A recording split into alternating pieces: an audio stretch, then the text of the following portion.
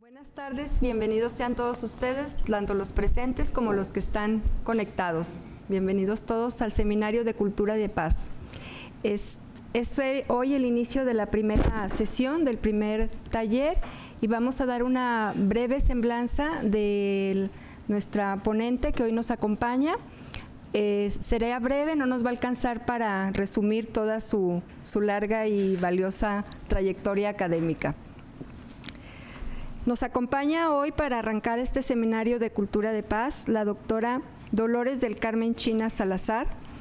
Ella es doctora en Ciencias Sociales y maestra en Estudios Latinoamericanos y licenciada en Derecho por la Universidad de Guadalajara. Es profesora de tiempo completo, adscrita al sistema de universidad virtual, así que vivimos muy de cerca todas sus aportaciones. Sus líneas de investigación actuales son en derechos humanos, en violencia, en inseguridad, en exclusión, desaparición forzada y cultura de paz. ¿Sí? Ha trabajado, ha colaborado en proyectos de investigación diversos en búsquedas de verdad y justicia para las víctimas de desaparición forzada a través de la pintura, la poesía, en el periodo 2016-2017. También es responsable del proyecto Arte y Cultura de Paz, Prevención de la Violencia a través de proyectos de arte en la comunidad, especialmente con niños y adolescentes. También ha sido conferencista, ha impartido numerosos eventos académicos en México, América Latina, con temas vinculados en sus líneas de investigación. Es miembro de un cuerpo académico de seguridad ciudadana y régimen jurídico de organismos descentralizados adscritos a este sistema. Su núcleo académico es parte básico del doctorado de Derecho de la Universidad de Guadalajara desde el 2012, o sea, es parte de la junta académica de ese posgrado. Diversas publicaciones relacionadas en los temas que ya hemos comentado, por ejemplo está Desafíos de la Cultura Digital para la Educación, y otros capítulos asociados a la desaparición forzada en Jalisco y diversos significados y variantes interpretaciones del término seguridad ciudadana. Le damos la más cordial bienvenida a la doctora y le agradecemos mucho su participación y deseamos que sea un buen inicio de este seminario. Muchas gracias. Gracias. Bienvenidos. Gracias.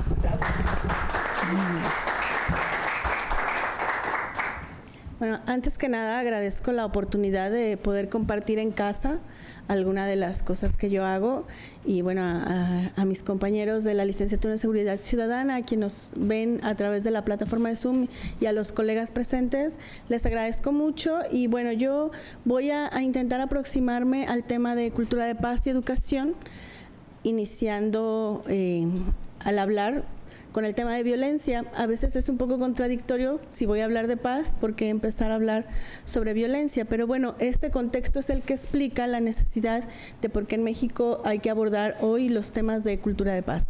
Entonces, abordaré primero una conceptualización de lo que es violencia, después me acercaré a las distintas maneras en que se entiende la paz, luego enfoco hacia cultura de paz, desde dónde se puede leer o entender, educación y luego educación para la paz. Esa sería como la parte conceptual de lo que quiero presentarles y bueno, si tenemos oportunidad de hacer el taller, entonces en el taller me acercaré más a las disposiciones legales que en México se han establecido en materia de educación y educar para la paz y cómo pueden implementarse de manera práctica. Eso sería lo que haríamos en el taller. Entonces, gracias. Vamos a tener esos referentes que orientan la presentación que voy a hacer. O sea, lo que yo voy a decir se basa en estos teóricos que han estudiado los temas de paz y violencia, especialmente Galtung, que es quien va a definir las formas de violencia que estoy retomando y bueno, los saberes sobre educación para la paz, cultura de paz y para hacer el cierre, los desafíos que tendría nuestro país y en nuestro taller abordamos más el tema del artículo 3º constitucional. Estos conceptos son de Galtung y es difícil conceptualizar violencia a veces se habla de la violencia y a veces se habla de las violencias.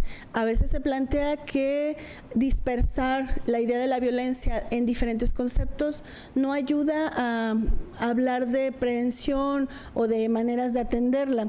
Pero también cuando diferenciamos las formas distintas que hay de violencia, nos ayuda a visualizar y por qué en la sociedad como la nuestra y en otras sociedades del mundo los temas de violencia pueden tener distintas maneras de entenderse.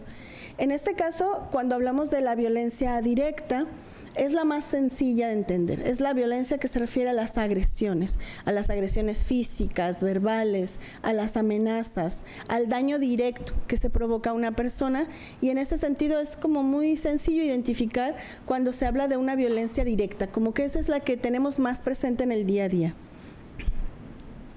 Esta otra forma de violencia que se define quizá más desde las ciencias sociales es la llamada violencia estructural, que a veces no es tan sencilla de percibir, pero que permea en todas las instituciones y las formas de accionar de la vida pública. Cuando se habla de violencia estructural se refiere a las condiciones del ejercicio del poder, de la exclusión, de la desigualdad, del racismo, la discriminación, los temas de género, los temas ambientales. Es decir, cuando hablamos de violencia estructural, hablamos de toda la estructura social. Quienes tenemos formación en ciencias sociales, nos es como más sencillo acercarnos a estos temas. Y bueno, aquí hablamos de violencia sistémica, estructural, de una violencia que permea todo. Quiero poner un ejemplo. Han escuchado ustedes hablar del extractivismo y de la manera en que hoy se extraen los recursos naturales, y después, cuando se hace estas prácticas de extractivismo, muchas de las poblaciones son víctimas de desplazamiento forzoso. Es decir, las personas que viven en poblados tienen que irse porque hay empresas, generalmente transnacionales, vinculadas a la minería o al fracking, a la extracción del petróleo, que deciden que es económicamente viable ir a una población, extraer sus recursos, quedarse con ellos. Pero ¿qué pasa con la población? Algunos dirán que eso es progreso, algunos dirán que es desarrollo económico, o podrían decir que se generan empleos, pero las poblaciones que están ahí sufren de violencia estructural. Ejemplo, en Mexicali, que es una zona desértica, una empresa cervecera que se ha instalado, la más grande de América Latina, y que hay todo un conflicto ahí por el tema del uso del agua. ¿Cómo instalas en una zona semidesértica una planta que va a tomar prácticamente el agua que tiene el Valle de Mexicali para abastecer el cultivo? Y entonces las personas iniciaron un proceso de consulta pública para que les pregunten si quieren que la planta se quede instalada o no. Otro ejemplo más, en Salaverna, en Zacatecas, en La Colorada, empresas mineras extranjeras han desplazado a la población. O sea, la población de Salaverna está destruida, resisten ahí 20 familias, les llamaron a una junta ante autoridad y la empresa para negociar a ver en qué términos podían desplazarse a otro espacio, y cuando fueron a esa junta llegaron máquinas y destruyeron el pueblo.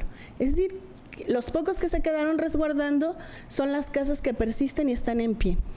Y en La Colorada igual, es impresionante si ustedes ven las imágenes de toda una mina alrededor de un pequeño poblado de 5 o 6 casas que se niegan a dejar su territorio, porque no es solamente el progreso económico, es la identidad, la pertenencia, que ahí están el cementerio, que es la escuela a la que fueron. Es decir, esto cuando hablamos de violencia estructural tiene implicaciones mucho más complejas que la violencia o la agresión física. Estos poblados están recibiendo formas de violencia que van más allá de una evidente acción.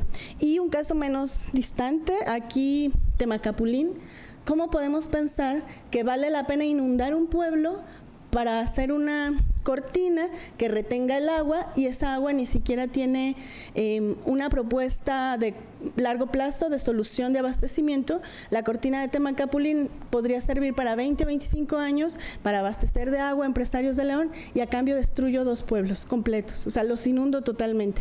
De eso hablo cuando es violencia estructural, que a veces es más difícil de percibir. La violencia simbólica o cultural es otro concepto que se usa mucho en ciencias sociales, porque se habla de estas prácticas cotidianas que hacen que la violencia directa o la violencia estructural permanezca. Por ejemplo, hablamos de las prácticas sociales de la misoginia o el machismo. O sea, cuando en una sociedad damos por cierto que las mujeres le pertenecen a alguien y ese alguien puede disponer de sus cuerpos o puede ejercer violencia contra ellas, esta manera de justificar que eso tiene que ser así porque ese es el orden establecido y bueno, porque es mujer no tiene derecho a opinar, porque es mujer no participa en política, porque es mujer no va a la universidad, porque es mujer no forma parte de la vida económica, todas estas violencias que tienen un carácter más bien de arraigo cultural o simbólico contribuyen a que las otras violencias sigan estando presentes y a lo mejor son también poco visibles en algunos momentos. Y bueno, esta tiene que ver más entonces la violencia cultural con la legitimación de las otras formas de violencia que hacen que el estado de cosas quede ahí o permanezca. Gracias. En el caso de México, bueno, no quiero detenerme tanto, pero sí quiero hablar de algunos puntos sobre violencia que nos hacen pensar en por qué es necesario empezar a hablar de cultura de paz. Este dato inicia a nivel gubernamental reconociendo que en México hay más de 40,000 personas que no tienen paradero, que están desaparecidas. Hay 26,000 cuerpos sin identificar, que es una crisis forense de dimensiones complejas, y al menos hay 1,300 fosas clandestinas, y bueno, nosotros lo acabamos de ver recientemente en la primavera, ¿no? Esa fosa del horror, como le han llamado, que está tan cerca de nosotros, habla de esta tragedia humana. Pero bueno, hoy hay un reconocimiento público del problema. O sea, ahí esto es ya es una realidad, es un hecho que tiene que ser atendido y para el cual hay que desarrollar políticas de prevención, políticas de atención. Y bueno, estas formas de violencia simbólica, de violencia estructural, que yo he hecho trabajos cercanos con estos colectivos, no es sola que tengan un familiar desaparecido, es que hoy vemos familias buscando en los cerros, buscando en las fosas, reconociendo restos. Eso a mí me parece impresionante, que las madres dejen ese espacio cotidiano de la casa y se vayan a buscar. Y digo las madres porque la mayoría de quienes buscan son mujeres, por una razón de quién me dio la vida y yo debo buscar, por lo que ustedes gusten en materia de explicación, pero bueno, son las mujeres las que están yendo a buscar y esto que se veía como una situación aislada, hoy se replica en muchos lugares del país. Hay colectivos de búsqueda en Sinaloa, en Sonora, en Nayarit, en Jalisco, en Veracruz, en Nuevo León, casi me pueden decir cualquier estado y les puedo contar cuál es el colectivo que ahí está haciendo labores de búsqueda. Otro elemento que se deriva de esta complejidad social es que ante la ausencia de respuesta de las autoridades, al menos conozco 2 colectivos que de forma seria y científica han implementado proyectos de ciencia forense ciudadana, es decir, de recuperar restos, ponerlos a resguardo, ir con la autoridad para que tengan los valores probatorios correspondientes e iniciar el proceso de identificación. O sea, los propios colectivos también están haciendo la labor forense de búsqueda y de rescate y de dar identidad. Y bueno, este es otro ejemplo terrible, ¿no? del contexto en que se vive la violencia, el crimen organizado utilizando prácticas, las llamadas cocinas, donde se disuelven los cuerpos y la autoridad le llama emulsión humana a lo que recupera, porque no recuperan restos, recuperan líquido.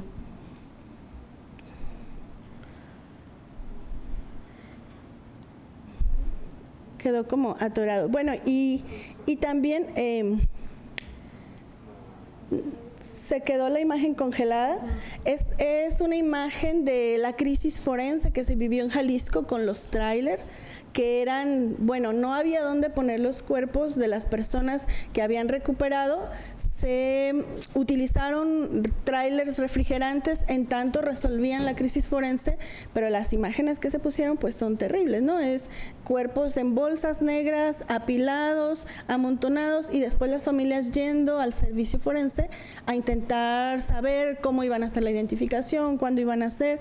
En fin, ese es otro elemento que es complejo y que, bueno, sigue estando presente y no es de una solución sencilla tampoco. No sé si se dejó de compartir o dejaron de escucharnos, o solo se dejó de compartir la imagen. Compartir la imagen. ¿También el audio? ¿Y sugieren que esperemos o avanzamos nosotros acá? Avanzamos, muy bien. También otro elemento de violencia en torno a este tema es una nota que es de Tlajomulco. Esta madre le pasan un aviso anónimo. Ella había puesto la denuncia por desaparición forzada por desaparición de su hijo, no desaparición forzada, y le avisan que está en un pozo. Va la mamá con un jovencito amigo de su hijo y efectivamente el cuerpo está ahí en el pozo. Da aviso a la autoridad va, recupera el cuerpo y cuando va a recogerlo le faltaba la cabeza. Entonces la señora dice, bueno, pero si yo lo vi completo, hasta tiene fotografías en el celular del cuerpo allá abajo. Dice, ay, perdónenos, es que no encontramos la cabeza, no supimos qué pasó. Regresa la señora al pozo, se meten otra vez y está ahí la cabeza, le vuelve a tomar fotografías, regresa con la autora y dice, Miss, ahí se quedó, por favor vayan porque ella no la puede tomar, recupérenla y regrésenme el cuerpo completo.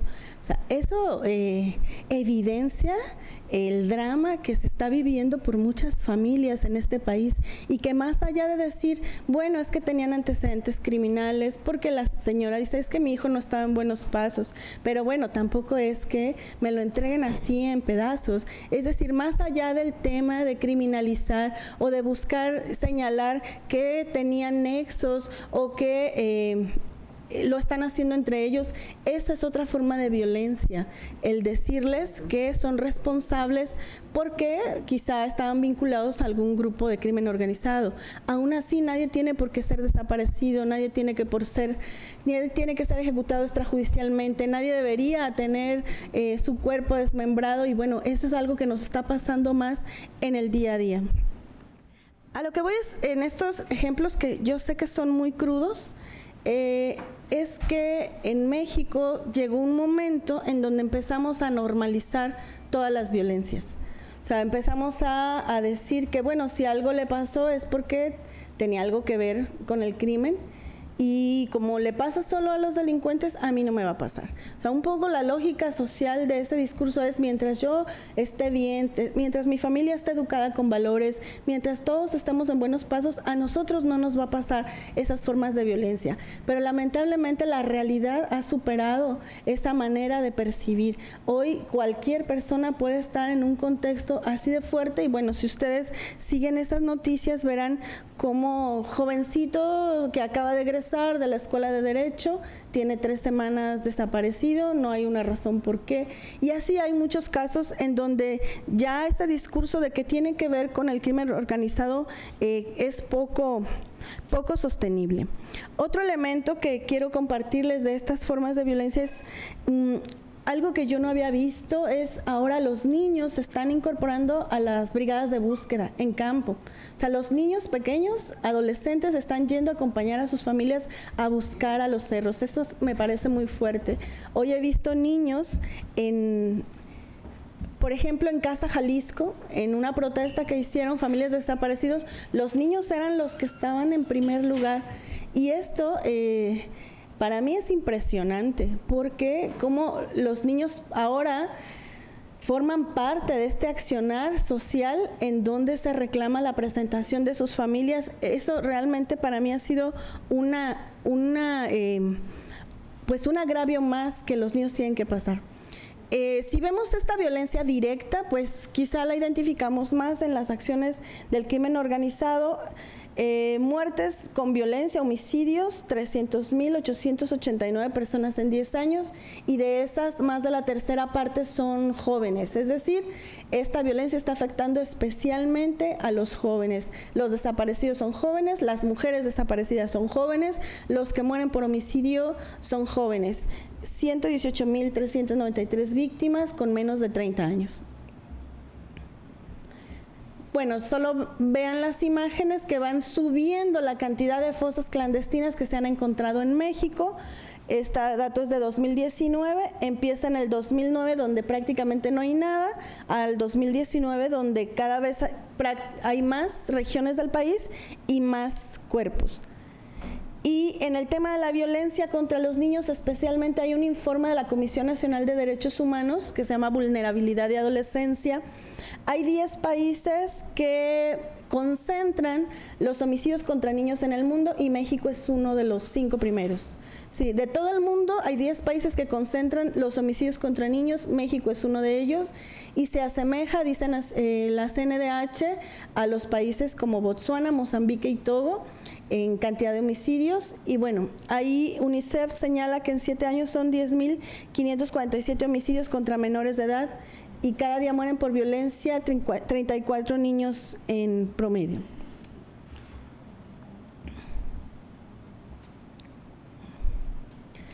Y ese es otro aspecto, ¿no?, de la violencia que va directo hacia los niños que son parte del crimen organizado, que son reclutados, como ellos les dicen, no son imputables penalmente y entonces pues usaban para narcomenudeo, pero ahora también son niños que hacen ejecuciones, son niños que ayudan a enterrar cuerpos, adolescentes cuyas expectativas de vida se han visto trastocadas por esta violencia criminal.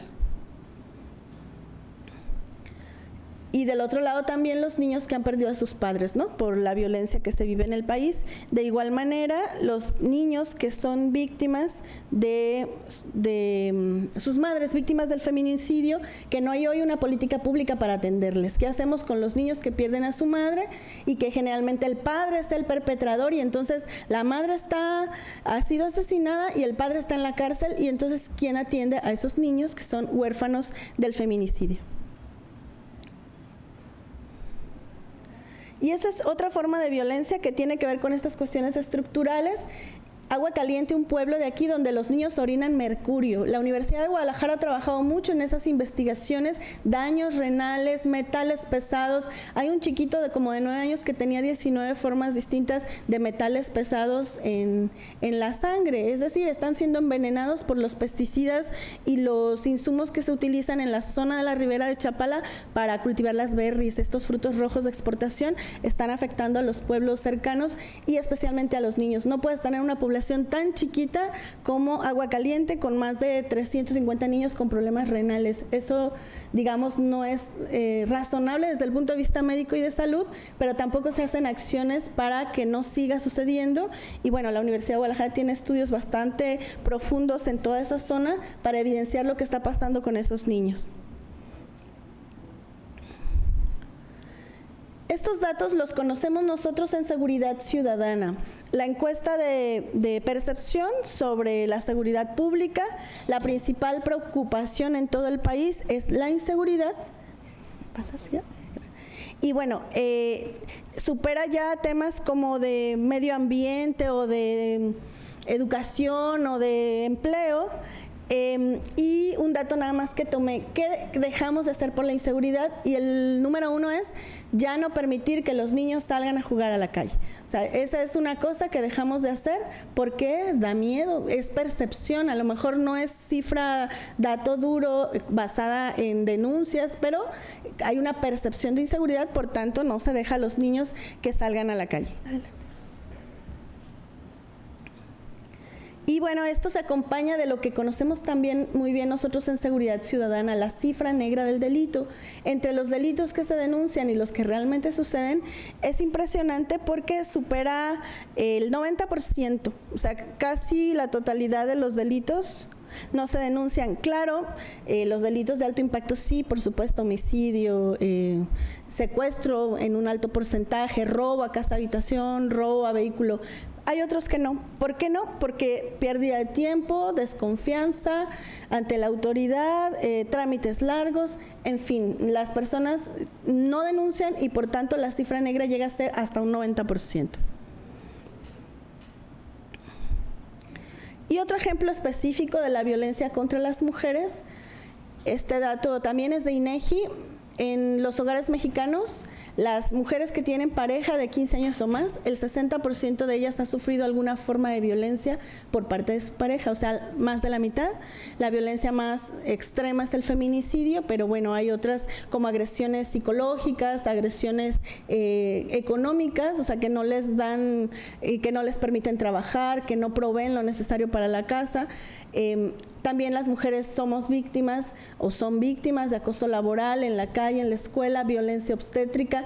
Esta condición que es estructural y que impacta a todas las mujeres mexicanas, pues está presente. El tema de la trata y otras más, por ejemplo, la exclusión. Puede haber mujeres, por ejemplo, pensemos en las mujeres empresarias que tienen recursos, que tienen dinero, que están empoderadas, pero que están fuera de los espacios de discusión de los sectores de élite económica en el país. O sea, también las mujeres, aún con dinero y con altas posiciones, pueden sufrir exclusión y esas son formas de violencia. Un mapa que ha hecho una periodista sobre feminicidios, si lo ven en Google se puede abrir cada lugar y dice cuándo fue, en qué circunstancias, qué pasó, pero bueno, ahí solo es para ilustrar que el mapa está casi completo, ¿no? O sea, en todo el país pasa. Otras formas de violencia. México es el país número 1 en embarazos de adolescentes a nivel mundial. ¿Cómo puede ser que no tengamos una política pública de protección a las niñas frente a los abusos sexuales? Y en la mayoría de los casos son quienes las embarazan mayores de edad. O sea, no son jovencitos como ellas, sino adultos y muchos de ellos familiares.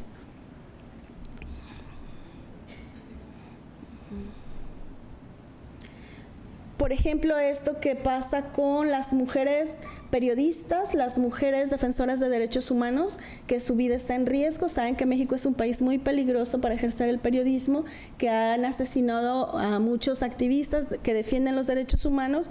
Y bueno, esta es una narración de una periodista de la profesión de alto riesgo que implica y la decisión que toman las mujeres con relación a la crianza de sus hijos. Si yo estoy en un contexto que estoy denunciando violencia, a lo mejor alejo a mis hijos para que ellos no pasen alguna situación de riesgo o no los voy a poner en peligro. Y bueno, el título es bastante evocador. Las mamás están ahora participando en actividades que son peligrosas. ¿En qué se traducen todas estas formas de violencia? En una cultura de impunidad que yo mostraba con la cifra negra del delito también. No denuncio porque tengo miedo, no denuncio porque no creo en la autoridad, no denuncio porque no me parece importante. En normalizar, bueno, es que eso pasa. No pasa, no está bien que pase. Es cierto que el contexto de violencia es común a muchos países de América Latina y a otras regiones del mundo, pero no debiéramos acostumbrarnos a que algo como eso suceda sin que haya un accionar o una respuesta idónea para atenderlo.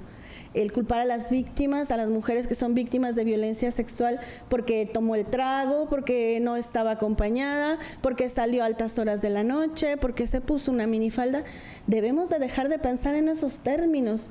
La mujer podría andar a altas horas de la noche con tragos encima y con minifalda. ¿Por qué tendría que sufrir una agresión sexual? ¿Por qué? O sea, ¿qué motivaciones llevan a una persona a pensar que puede abusar del cuerpo de otra? Aún con el contexto que sea, esto no debería ni siquiera tenerse en el pensamiento ni en el imaginario. Sin embargo, eso es tan cotidiano, simplemente porque iba pasando, porque iba sola, porque eran altas horas de la noche. Este es un tema que tenemos que empezar a pensar. Y bueno, también uno de los síntomas o las consecuencias es que pensamos pues que eso no puede cambiar, o sea, que eso es así, que poco podemos hacer, que nada puede ser modificado y que a lo mejor cambiar o hacer otro tipo de políticas no está a nuestro alcance y por tanto no tiene sentido. Bueno, hablemos de paz entonces. ¿Cómo se entiende tradicionalmente el concepto de paz? Hay muchas maneras de entender, pero podríamos quedarnos con dos. Una que se llama o se entiende como la paz negativa y otra como paz positiva. La paz negativa es aquella que presupone que necesitamos el uso de la fuerza para tranquilizar las cosas. Recordarán el uso de los cascos azules de Naciones Unidas en zonas de conflicto. O sea, tenemos que mantener el orden y luego empezamos a reconstruir la sociedad. En las zonas del crimen organizado envían elementos hoy de la llamada Guardia Nacional porque hay enfrentamientos entre grupos criminales y hay una presencia fuerte de elementos policíacos. Bueno, eso es para mantener el orden, y esta paz también puede entenderse como sostener un estado de cosas, ¿no? Acercado o asociado a veces a regímenes militarizados. Y la paz positiva suena a veces un poco utópico porque implica reducir la violencia estructural, elevar la justicia. O sea, si yo presento una denuncia de algo que me pasó en un tribunal, espero obtener una respuesta. Eliminar condiciones que propician estas violencias como la exclusión, la desigualdad, la pobreza. Y también pues tiene que ver con el trato desigual de las personas. La paz en sentido positivo también se enfoca a las condiciones de vida, o sea, que las personas tengan mejores condiciones de vida para satisfacer sus necesidades más elementales. Y también ese es otro elemento que en Seguridad Ciudadana retomamos, que es la participación ciudadana. Cuando se habla de paz positiva, implica una ciudadanía dispuesta a ser un actor en el proceso de transformación social. O sea, no dejar que las autoridades se encarguen, no dejar que las autoridades, los políticos o algún representante se haga cargo de todo, sino también implica un compromiso de participación de los ciudadanos en la construcción o el desarrollo de maneras que nos permitan transitar hacia procesos de paz. Y bueno, el tema de la paz no es un fin en sí mismo, como un lugar al que vamos a llegar y que ahí todo es perfecto. En realidad es un proceso de construcción por el cual transitan las sociedades, y también pensemos que la paz y la violencia están entrelazadas. No podemos pensar en sociedades donde hay violencia en donde no haya referentes a procesos de paz, o por otro lado, sociedades pacíficas en donde no se presenten situaciones de violencia. Esta interrelación siempre la encontraremos entre violencia y paz. El otro tópico a nivel teórico que quiero plantear es el tema de la educación. Esto nos es muy cercano, pero a veces nos reflexionamos en educar para qué. O sea, el propósito de la educación, ¿cuál sería? Bueno, de inmediato pensamos en la superación personal, en ser útil a la sociedad, en tener una profesión, lo cual es correcto, pero si lo vemos desde una visión más sistémica, más estructural, yo tomé 3 referentes, uno de la UNESCO, que dice que la educación debe ser también para la paz, para erradicar la pobreza y para propiciar el desarrollo sostenible. El pedagogo brasileño Paulo Freire, que es un referente en términos de pedagogía crítica, él dice que la educación debe servir para la liberación nacional, y un filósofo mexicano dice que el propósito central de la educación es formar a las personas que habrán de transformar las sociedades en beneficio colectivo. O sea, estas maneras de entender la educación tienen que ver más con una cuestión social, que el proceso individual que podemos tener de educarnos para pues la superación personal, o para mejorar la condición familiar, o para aportar con nuestro conocimiento a la sociedad. Cultura de paz también hay muchas formas. A veces se pasa de la idea a veces se inicia con la idea de paz desde el yo, desde la persona. O sea, dicen, si no estoy en paz conmigo mismo, ¿cómo puedo estar en paz con mi entorno y con los demás? Y la paz también como una construcción desde el yo, desde la persona. Yo aquí la que retomo es la de Naciones Unidas. Naciones Unidas es quien más ha desarrollado a través de la UNESCO la idea de cultura de paz o de educación para la paz, pensando también en los países de la posguerra. Después que hay conflicto, ¿cómo hacemos para empezar a abordar la construcción de los países desde lo social? En este caso, Naciones Unidas dice que es una serie de valores, actitudes y comportamientos. O sea, ahí también va implícita la forma de ser de la persona, que rechazan la violencia y previenen el conflicto tratando de atacar sus causas. En este caso pensamos en las causas sociales. Y bueno, el diálogo y la mediación y la negociación entre personas, grupos y naciones es una de las estrategias que plantea Naciones Unidas para desarrollar la cultura de paz. Otro concepto de paz tiene que ver entonces con las condiciones de vida, con la solución de conflictos, con la armonía de las personas y con la armonía también de la naturaleza. Hoy se aborda mucho también el tema de la paz desde el entorno ambiental, desde el entorno natural y el respeto que tenemos que tener por todas las formas de vida.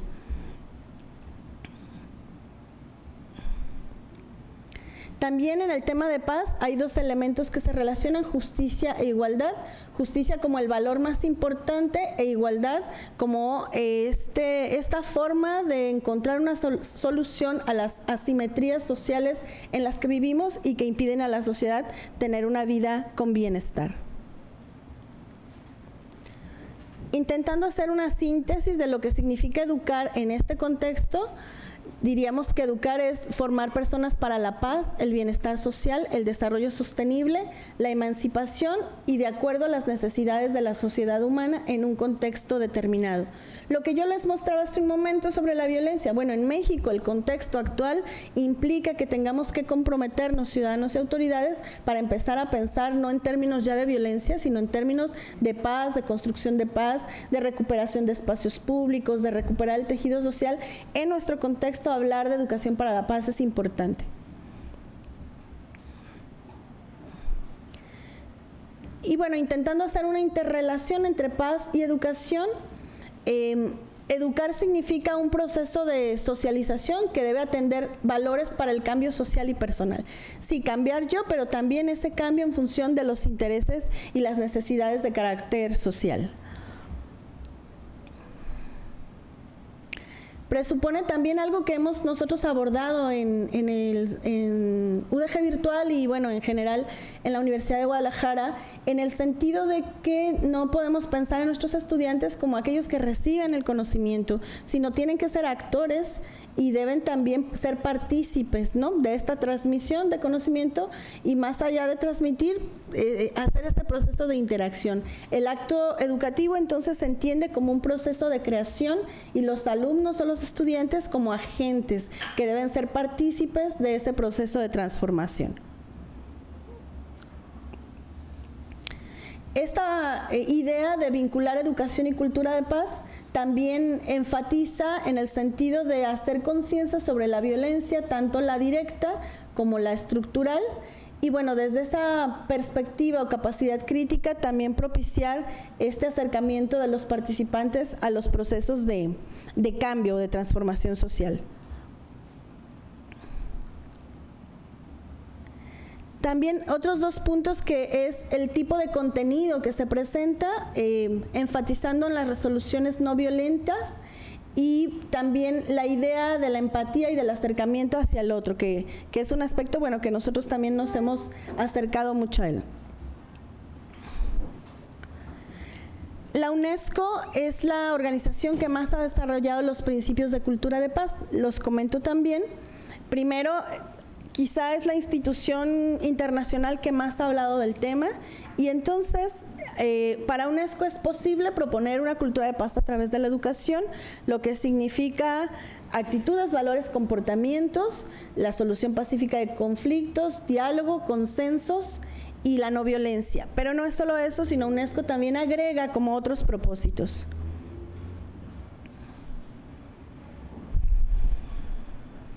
El desarrollo económico, o sea, la paz parte también de la justicia social, de disminuir las condiciones de pobreza, de también disminuir la desigualdad, de lograr la autonomía económica de las mujeres, es decir, todas estas acciones que deben emprenderse para mejorar en términos económicos y sociales forman parte de lo que UNESCO establece como un paquete, por decir así, de lo que implica la educación para la paz o cultura de paz. El respeto de todos los derechos humanos, lo cual nos queda muy claro, están como muy cercanos y pues este seminario se enfoca a intentar relacionar cultura de paz, seguridad ciudadana en términos de prevención de violencia y derechos humanos, pues porque son saberes que van como muy cercanos uno del otro. Entonces, el respeto a todos los derechos humanos también es importante. Igualdad y equidad entre hombres y mujeres. Sé que en este siglo XXI cuesta trabajo a veces pensar en el tema, pero es que la inequidad sigue estando ahí. La brecha salarial entre hombres y mujeres se estima que se puede resolver en alrededor de 150 años. O sea, la diferencia de salario que tenemos hombres con mujeres va para siglo y medio su resolución. Y la brecha política ni siquiera puedo estimar, porque a pesar de las acciones afirmativas que hay en México y de la paridad y la igualdad, no en todos los países sucede así. Hay países donde no aplican estas cláusulas y entonces mujeres participan de acuerdo a su condición, y su condición es generalmente de poca participación en materia política. Entonces, este es un elemento fundamental para la cultura de paz, la participación por igual de hombres y mujeres.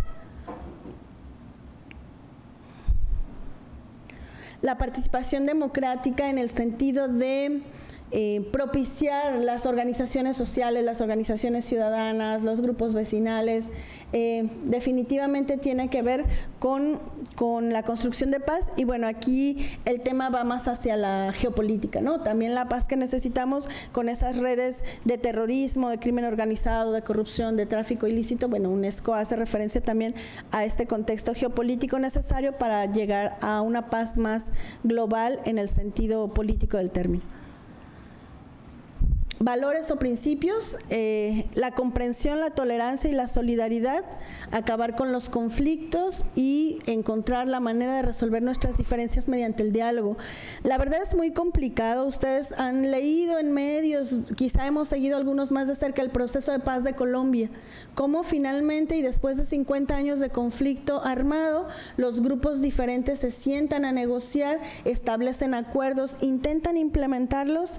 Y hay toda una serie de pasos accidentados. Por ejemplo, un primer tropiezo en materia de paz en Colombia es que deciden consultar a las personas, a la población, si están de acuerdo con la firma por la paz, y las personas votan por el no. Entonces, ¿cómo es que alguien vota por el no a la paz? Porque había toda una campaña de grupos muy conservadores que decían que atrás de la paz estaban los temas de género, que la inclusión de la diversidad sexual, y que si votabas por la paz estabas votando contra la familia tradicional. Y pegó mucho en la sociedad colombiana y decidieron no, o sea, votaron por el no a la paz. Finalmente el acuerdo viene a implementarse, pero hoy en día, que debiera seguirse avanzando a nivel institucional, está establecido, hay leyes, hay políticas públicas, pero en la práctica se enfrenta con muchas dificultades. Entonces, aun cuando se ha hablado y se ha apelado a resolver las diferencias en Colombia con el conflicto armado a través del diálogo y del acuerdo de paz, aún falta mucho camino por hacer. ¿Qué se hace con los que se desarmaron? ¿Qué se hace con la población desplazada? ¿Cómo se les restituyen sus tierras? ¿Cómo se integran los niños que fueron hijos de exguerrilleros a la vida comunitaria? Es un desafío muy grande, como en otro contexto muy diferente tendremos que enfrentar en México para transitar también hacia formas de pacificación.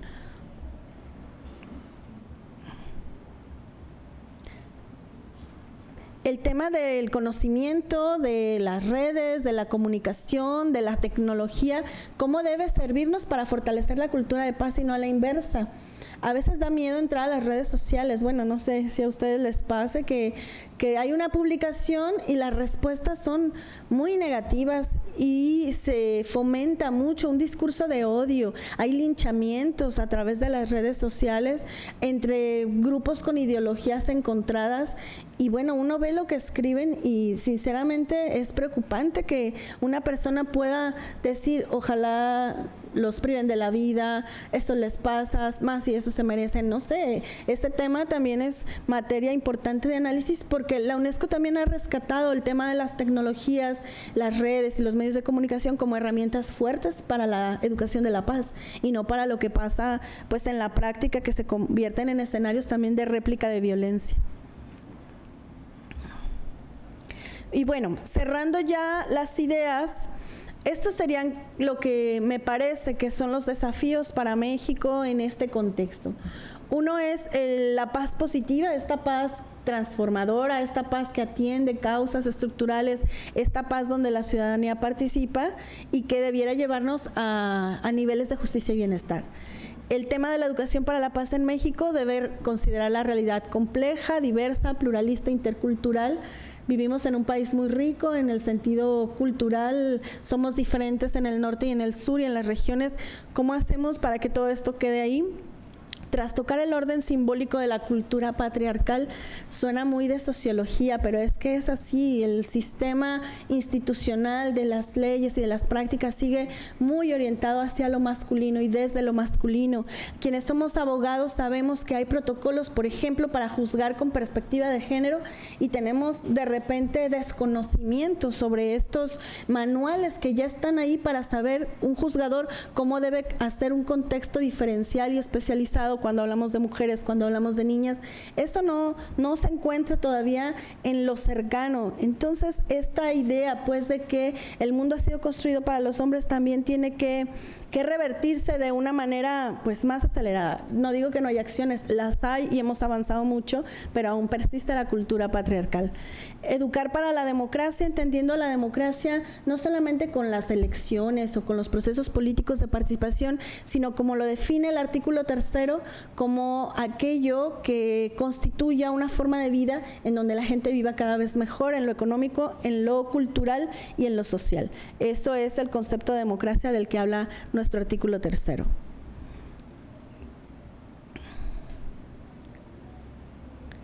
Y bueno, ese es como el cierre que yo tendría. Hay una socióloga, Lise Wilding, que ella ha trabajado mucho el tema de cultura de paz y paz en la educación.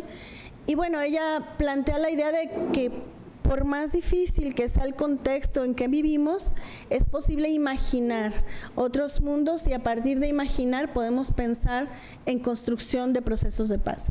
Y entonces dice ella que es esencial una educación que expanda la capacidad de imaginar un mundo diferente.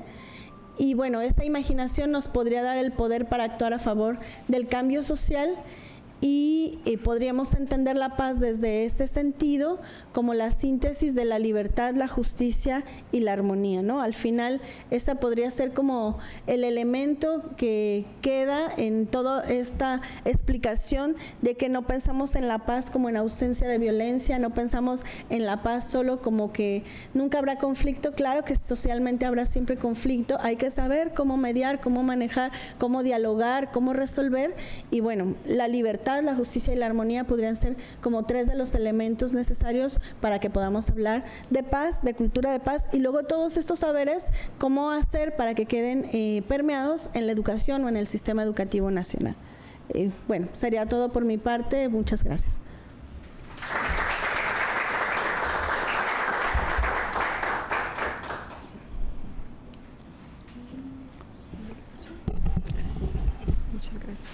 Muchas gracias a la doctora Carmen. Nos trajo una realidad que la vivimos en la cotidianidad, pero narrada con sus palabras, al menos para mí fue muy confrontativa. No sé si nos están escuchando las personas que están conectadas. ¿Sí? Pues agradecemos su participación en este arranque de nuestro seminario de Cultura de Paz. Damos por concluido ahorita la exposición de la doctora. No sé si hubiera alguna pregunta entre los participantes presentes o los que están conectados también, para que la doctora las pueda atender. Ahorita vamos con usted, doctor. Creo que está el doctor Francisco. Sí. Si quieren, ¿Es esta? doy respuesta en estas y ahorita a quienes estamos aquí. Bueno, este es un comentario, dice: la paz se crea con respeto y se fomenta en casa con los valores. Si los padres no lo llevan a cabo, no hay manera. Es cierto, la paz también inicia con lo que se hace en casa, pero fíjense, a veces hay menores en condiciones de vulnerabilidad. Y entonces, ¿qué hacemos con esos niños cuyos hogares no pueden ofrecer estos valores? Pues ahí el Estado se tiene que hacer cargo. Porque no podemos dejar a la niñez a merced de que las familias tengan esa capacidad o no.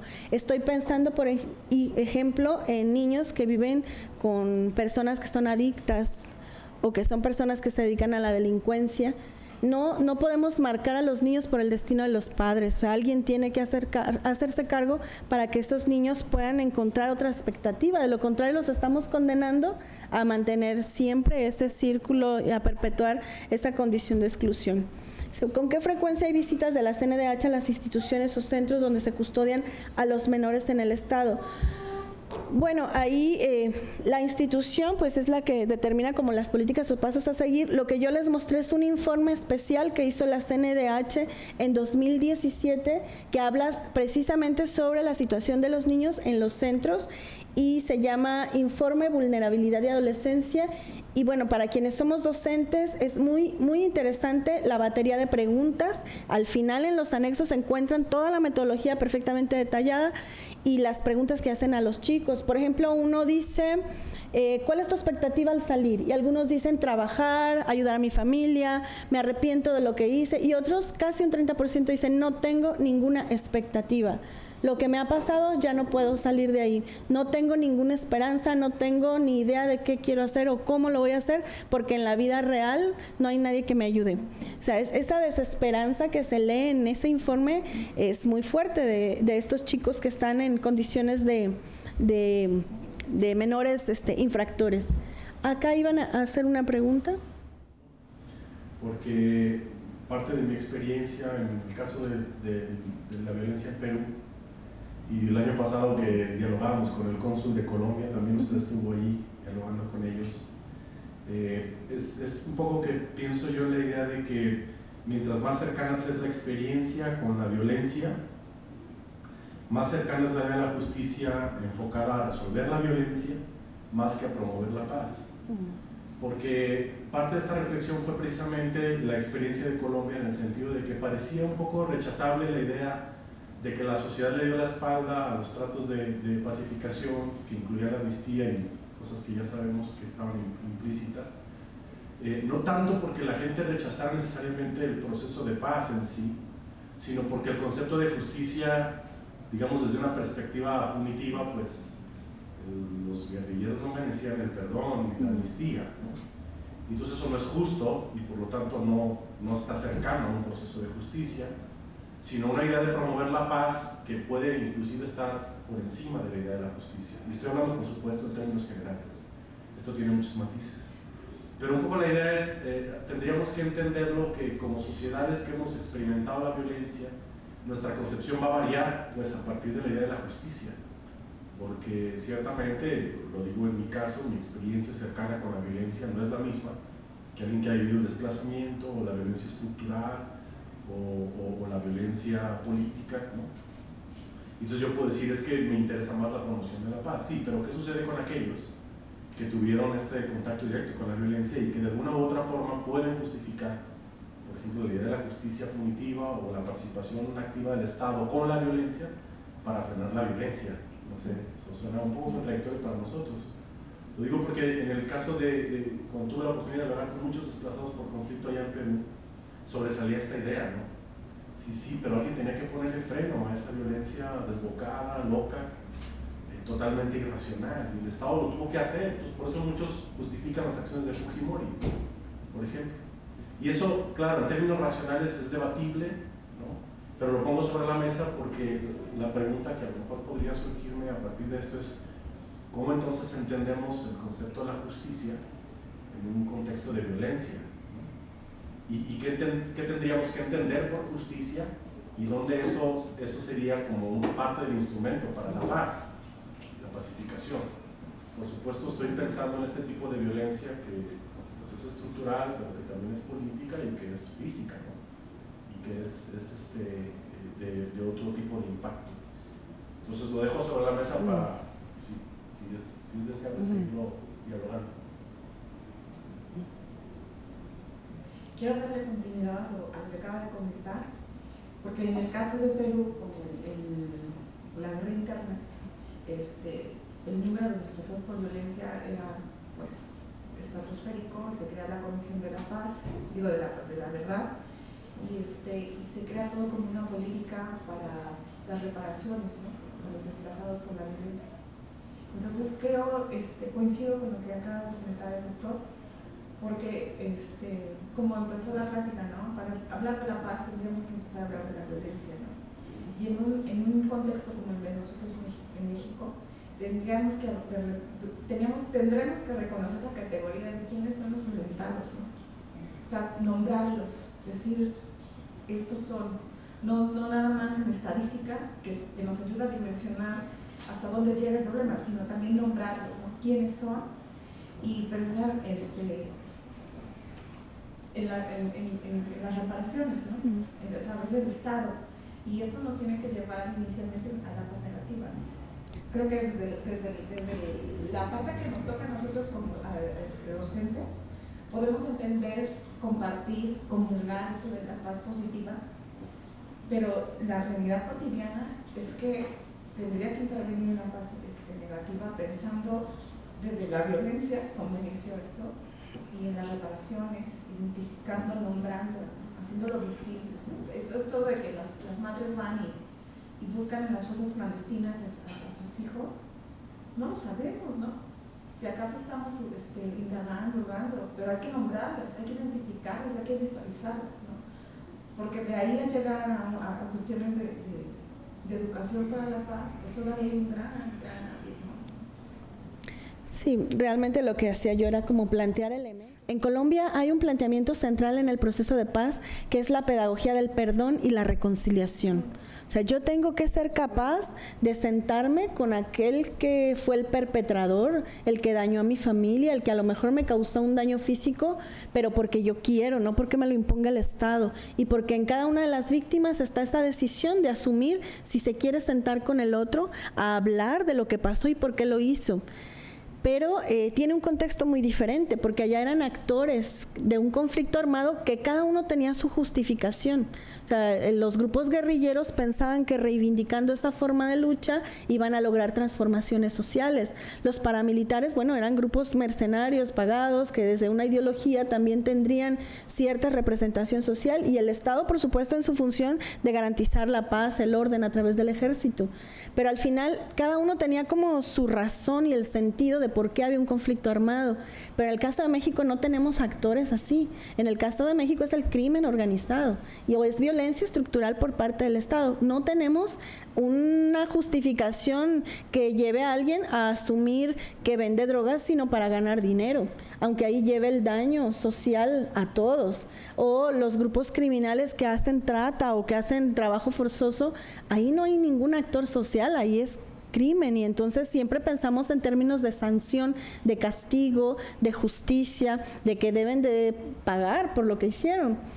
Pero bueno, para México es difícil pensar en el perdón. Recuerdan que el presidente López Obrador habló de amnistía y eso fue un debate social.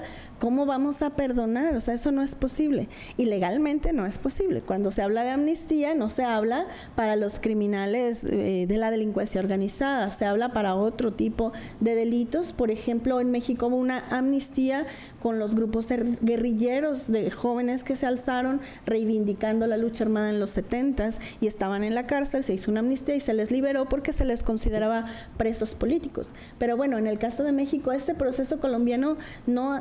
Podemos tomar elementos, pero vamos, las realidades y los contextos que vimos son muy diferentes. Y el tema de la justicia, por supuesto, pues tiene que ver más con el contexto que tiene cada uno de los países y cómo se entiende. A lo mejor nosotros desde nuestro espacio pensamos en la violencia más desde la percepción de inseguridad, que de un hecho real que nos haya pasado una situación tan dramática como estas que yo les estaba contando. O sea, que ves ahí a los dos niñitos pidiendo saber dónde está su mamá, tocando la puerta en Casa Jalisco, pensando que si sale el gobernador con eso van a encontrar a su mamá.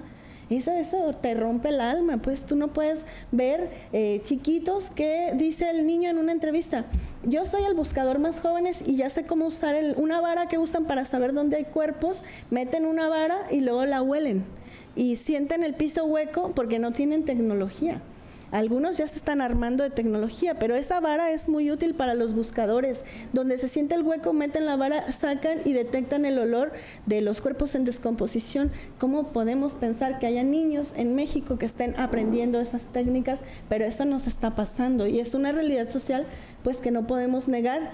Por tanto, digo yo como que es importante empezar a pensar en términos de reconstrucción de paz y en términos de justicia, hay un elemento, el de la justicia transicional, que es muy importante para situaciones como las que vivimos en México.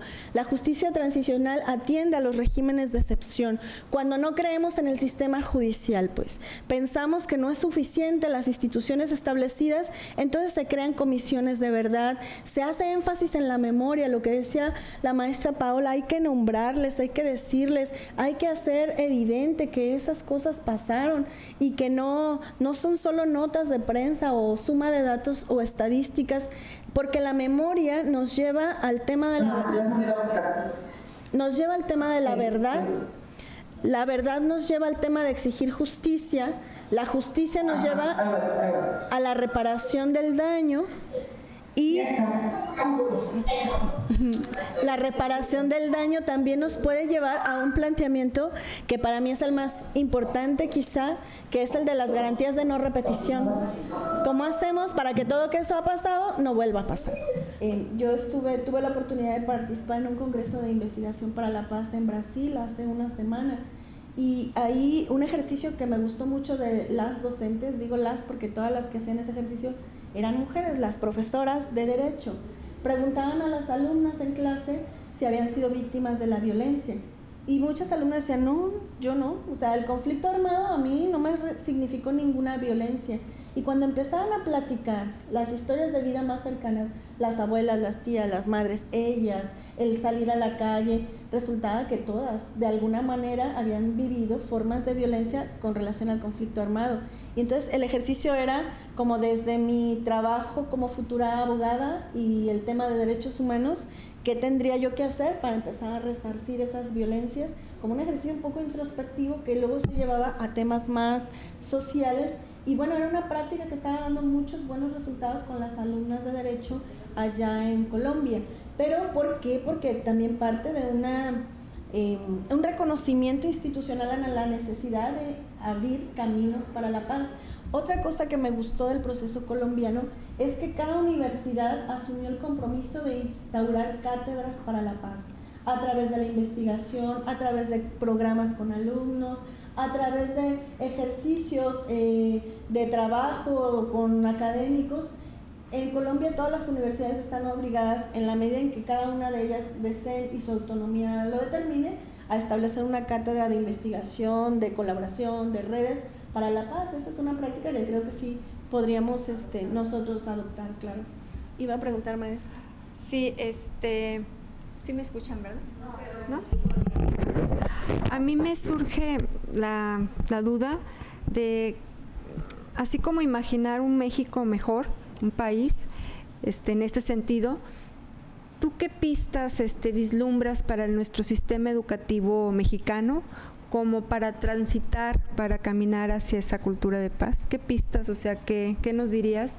Y otra también que me gustaría plantear es, desde tu experiencia académica, profesional, ¿qué nos recomiendas a nosotros, a todos los que yo creo que estamos aquí presentes, somos docentes?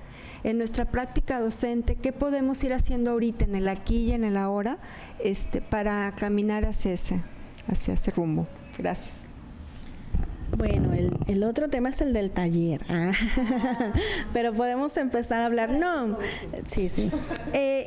Creo que aún en esta cuestión tan impactante hay avances positivos, porque conozco también muchos proyectos comunitarios de construcción de paz.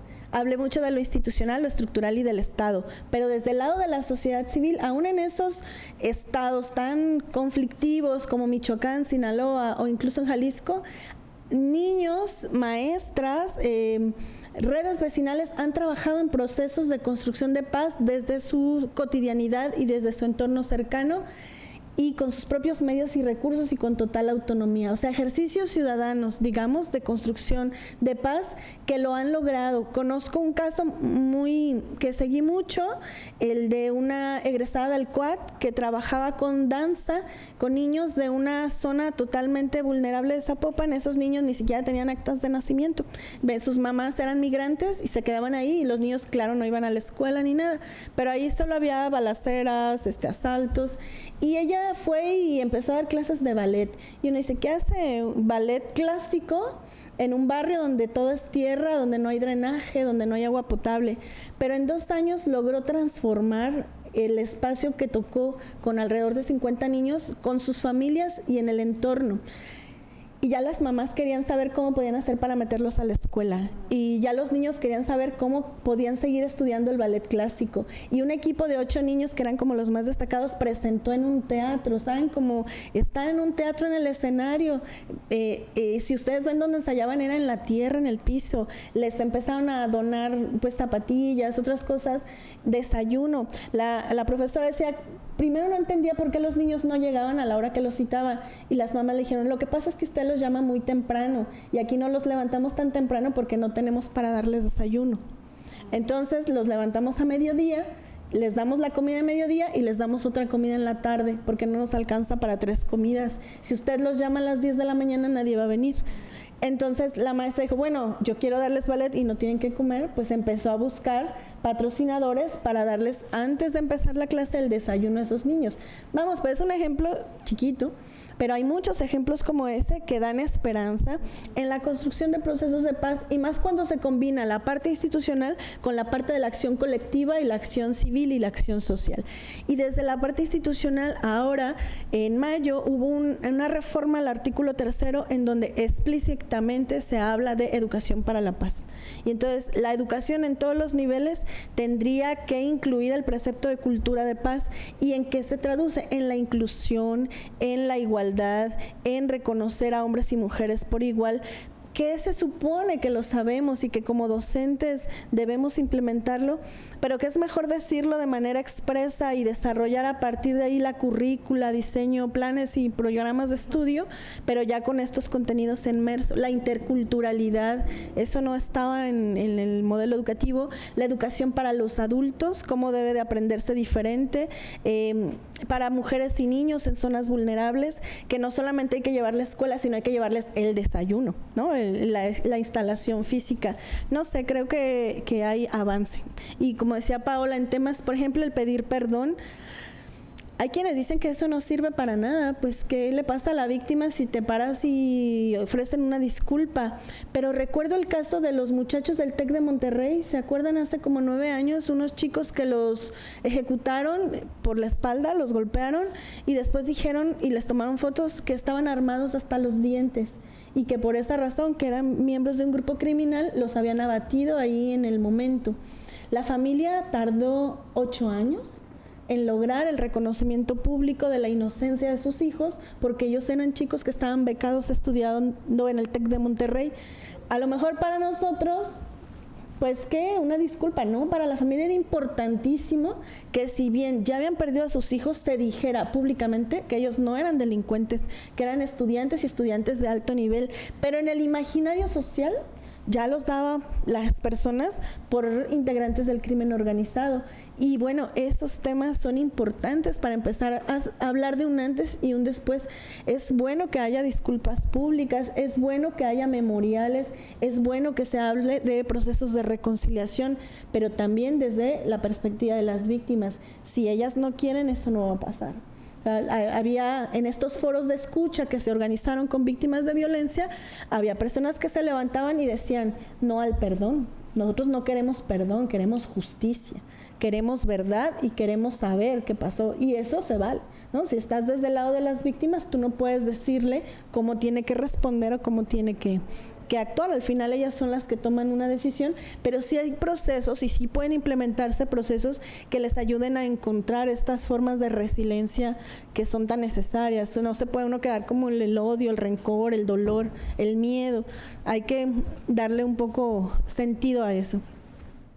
Y en ocasiones que al día siguiente en el noticiero sale la noticia roja de que encontraron varios cuerpos tirados en algún terreno baldío, van personas a los servicios médicos municipales a preguntarnos si no tenemos una foto del cadáver para ver si es familiar. Nosotros les decimos, no tenemos, pero vaya a ser médico. No, es que nada más queremos saber si es él para ir a buscarlo, porque no pensamos reclamar el cuerpo.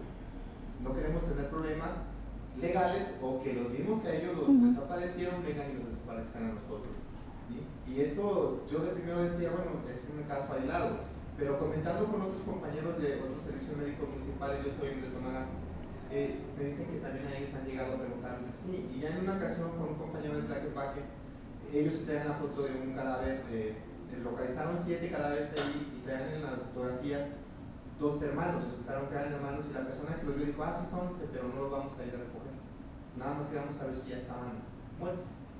Y esa es otra lista de personas que desconocemos, porque no hay una estadística, nosotros no anotamos a las personas, no tomamos datos porque obvio no nos los van a dar, ni tampoco nos interesa tomar datos porque en ocasiones no sabemos si realmente son familiares de las personas desaparecidas o no. Pero este es un fenómeno también que está creciendo, porque las personas tienen miedo de que esa violencia se transmita a su familia, a los que no están dedicados a delinquir. Y esto es algo que creo que también es preocupante.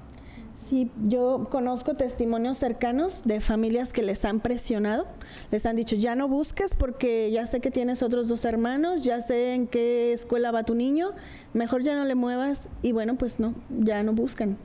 O sea, no es solo porque les toman desinterés, sino porque hay muchas presiones. Hay casos de mujeres que han sido asesinadas, o sea, mujeres que estaban buscando a sus hijos y fueron privadas de la vida, y de hermanos también, que eran buscadores y los han asesinado en el proceso de búsqueda. No es una decisión fácil. A veces tienen conflictos en la misma familia. Y entonces les reclaman, por ejemplo, la mayoría son mujeres, el esposo le dice, bueno, es que tú ya no te dedicas a hacer otra cosa, ya dejaste a tus hijos, me estás dejando a mí, ya no formas parte de la familia porque lo único que haces es estar buscando a tu hija desaparecida, que también es mi hija, pero ya sigue adelante. Eso pasa también, o sea, son procesos sociales tan complicados que, bueno, lo que debemos de hacer como instituciones quizás sea brindar los mecanismos de acompañamiento, ¿no? Acompañamiento psicológico o psicosocial, desarrollo de políticas públicas, pues cada caso es una situación particular y efectivamente hay muchos que mejor ya no quieren meterse en problemas. Y yo mencionaba un dato, 26,000 cuerpos sin identificar. Hay como 46,000 desaparecidos, pero hay 26,000 cuerpos que no tienen identidad. Si hicieran match, a lo mejor ya no habría tantas personas desaparecidas, porque esos cuerpos tendrían identidad. Y todos los martes hay una mesa de inhumaciones en donde los colectivos van, están con fiscalía, revisan, y bueno, si ya tomaron todos los datos, las 7 pruebas genéticas o pruebas que se piden para la certeza de la identidad, ya se inhuma el cuerpo, o sea, ya se le da un entierro. Se toman fotos, todo. Si hay todavía posibilidad de que sea reconocido, se le deja sin inhumar. Por eso también hay una crisis forense, porque no hay dónde poner tantos cuerpos y no tenemos la ciencia necesaria, antropólogos forenses, médicos forenses, odontólogos forenses, pues porque no era un problema que tuviéramos. ¿Cómo vamos a tener previsto que eso iba a pasar y cuántos personal capacitado y cuántos elementos científicos? Lo importante es asumir experiencias, y en Guatemala pasaron por eso, en Colombia pasaron por eso, en Argentina el equipo de expertos ha venido en México a asesorar, por ejemplo, en el caso Ayotzinapa. Pues son cosas que no sé, que a futuro de corto plazo, tendremos que empezar a resolver como sociedad, ¿no? Todo el personal necesario para dar esta certeza. Y claro, México no es el único país donde hay personas desaparecidas, solo que aquí no tenemos las maneras y los medios para encontrarles, y se complejiza con eso de las fosas clandestinas y con que los cuerpos se disuelven en ácido, pues ¿cómo? Hay que recuperas. Todo eso le da una dimensión muy complicada a ese problema, por ejemplo. Muy bien. Ya no tenemos preguntas. Pues les agradezco mucho y bueno, pues creo que vamos a hacer una pausa y nos desconectamos en línea. Gracias por escucharnos, por seguirnos. Y si hubo algún inconveniente técnico, aquí el sistema UDG Virtual hizo grabación. Yo creo que van a hacer una edición y poner el video en línea para que se pueda ver después, ¿no? Lo compartimos. Sí. Gracias. Sí, gracias a los que están conectados. Nos vamos a desconectar un ratito y hacemos un ligero break de unos 5 minutitos para empezar el taller. ¿Le parece? Sí. Son 6:30. Muy bien.